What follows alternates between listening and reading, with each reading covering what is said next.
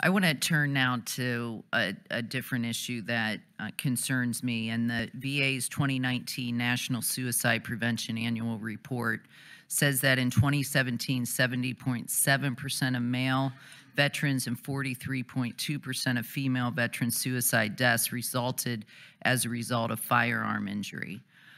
In my home state of Nevada, that number is a staggering 75% of veteran suicide deaths by firearm. I know other Western states and states with high rural populations face those similar challenges. Mr. Wilkie, what policies or programs has the VA proposed or created to address this issue of death by firearm? Well, we'll start with we are dealing with a population that, by its profession, has expertise in firearms. We have educational programs, particularly through our vet centers for our, and I point to the vet centers because you have to have been in combat to get into a vet center. We provide gun locks, and there was some controversy with some of the groups that we did that, but I am foursquare behind us providing tools to our veterans and their families to promote that kind of safety. Right now, it is the form of education and material like that that we use to address these matters.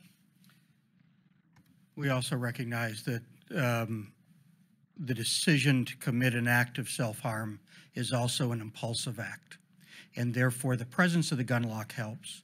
But also, we talked in previous testimonies over these last few months about freezing the keys in a glass of water that's got a picture of one of your children on it, so that it slows down the distance between decision and the ability to execute the act of self-harm. These are incredibly emotional decisions in this society.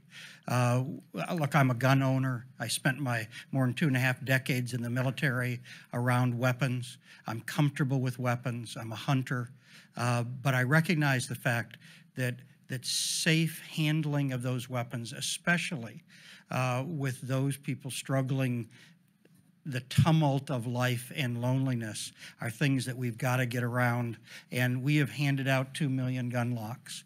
But the discussion that goes on between our providers and patients is important. This bill allows us to reach an enhanced population, and therefore this dialogue will continue. Thank you. And I just would encourage that obviously organizations that are eligible for support through this program be encouraged to implement those programs. Thank you very much.